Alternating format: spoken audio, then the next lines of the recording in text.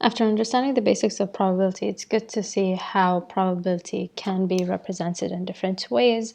And these different methods of representing events and probabilities helps us do different calculations. So we represent probability in something called a sample space. So the sample space gives you all the possibilities that you could have from your event.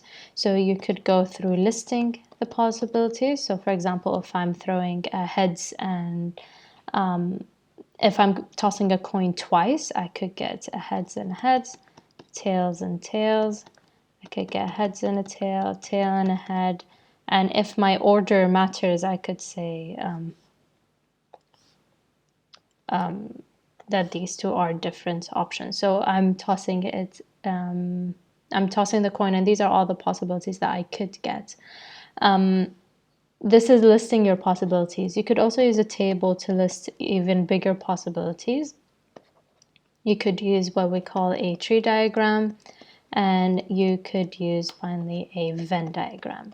So in this video, I'm going to assume you know how to deal with Venn diagrams, and I'll just jump to the calculations of Venn diagrams, the probability calculations. It might be a long video just because I'm going into detail, so skip through the parts that you think you know, but I will be going through all of these three different representations.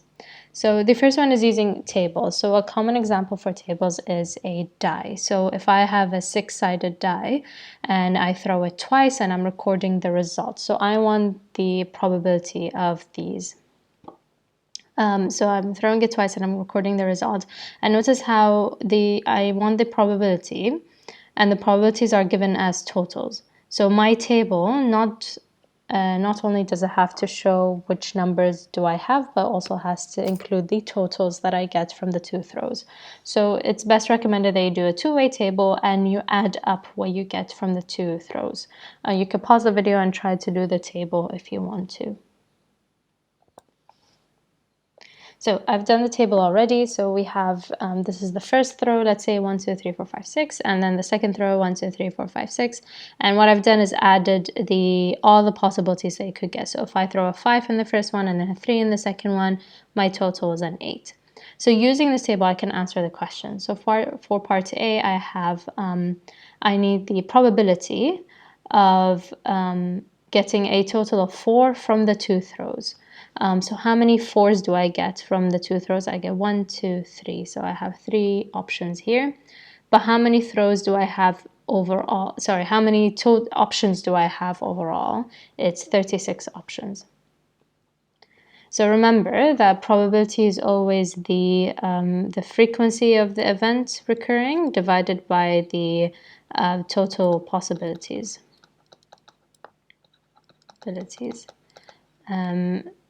So you need to think about all the possible options you could get. There are 36 options I could get. And out of those 36, 3 of them are a total of 4. So that's the answer for the first one. You can simplify it if you want to. So that would be 1 over 12. So that's for part A. For part B, I need a total of 8 from the two throws. So again, I count how many 8s do I have. 1, 2, 3, 4, 5. I have 5 8s out of the 36. So that's the probability.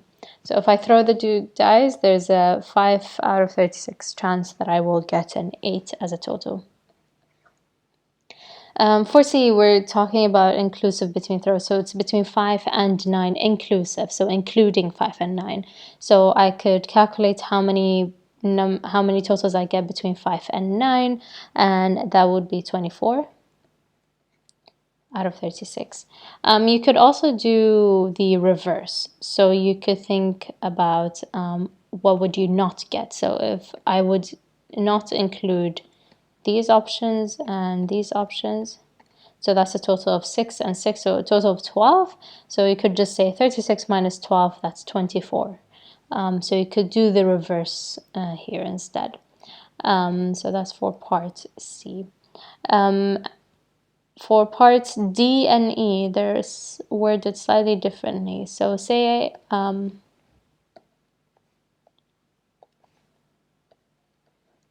For part D, I need the number on the second throw is double the number on the first throw. So if you're confused about it, just substitute numbers. If I have 1 in my first throw, then I should get a 2 in my second throw. If I have a 3 in my first throw, then I should get a 6 in my second throw.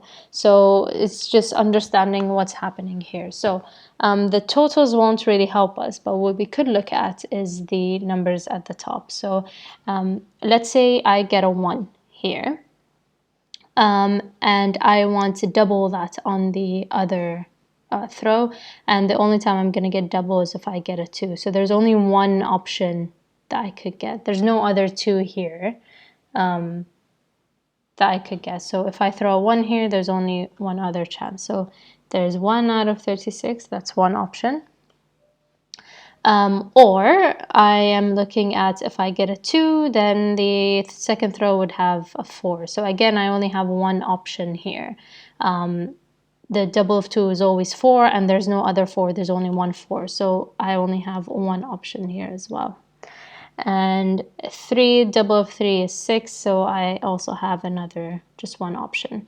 Now, if you went back through the basics of probability, this is an or statement. So I have either 1 thrown, which would give me a 2, or a 2 thrown, which I'd want a 4, or a 3 thrown, which I want a 6. So an or means that you're adding all the probabilities. So that would be a 3 over 36, which you could simplify to a 1 over 12. These could also be divided into and if you want to. So what you're thinking about, our second option was either a 2. I need to get a 2 in the first throw, and I have to get a 4 in the second throw. The possibility of getting 2 in the first throw is 1 out of 6, and the possibility of getting 4 in the second throw is 1 out of 6, which is a 1 out of 36. So we multiply them together. So remember the rules of and or in here. For E, you follow the same logic. So the number on the second throw is 4 times the number on the first throw. If I have a 1, I need 4 times that, which is 4. So I only have one option here. And if I get a 2, 4 times that is 8, and I get no option, and obviously the other numbers will be even bigger. So this is my last, this is my only probability. So hopefully this is clear for tables. The next one is tree diagrams, and the ones after that will be Venn diagrams. So make sure to watch the other videos related to those. They will be linked after this video.